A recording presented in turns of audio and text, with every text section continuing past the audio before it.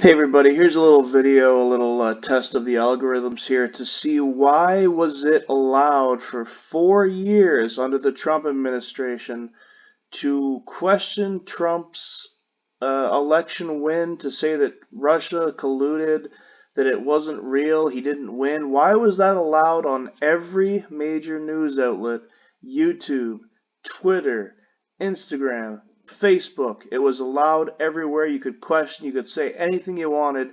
But now, all of a sudden, Joe Biden wins the 2020 election, quote unquote, wins the 2020 election. The guy can barely speak. His son's a fucking cheese smoking crystal meth head, crack, whatever he smokes. Guy's as corrupt as they come. He's got business deals with his son all over the place. It's not even underground. It's mainstream news. It's being hidden. Everybody knows it. There's no denying it. The guy can't talk. He's literally has dementia. So he gets the most votes in the history of any president, this guy, because everybody loves Joe, right? Okay, but we're not allowed to question that at all, or would be banned from any of these sites will be banned. So why is that? Why do you think? Well, the reason why is because Trump won in 2016.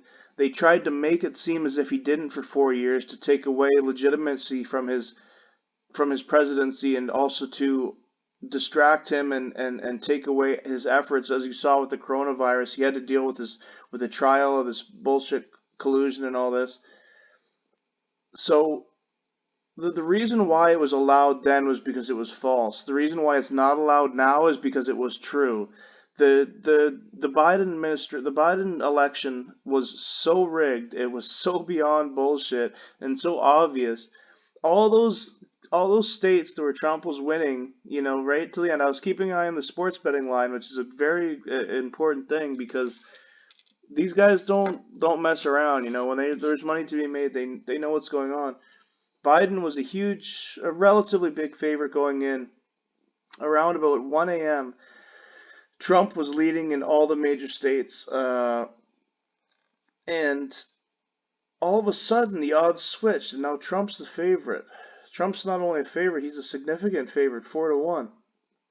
Now, this was around the time when these states started shutting down the voting sites for the night, shutting down the counting for the night. Okay, why did they need to do this? Why? Because what happened was they needed to know the count they needed to beat.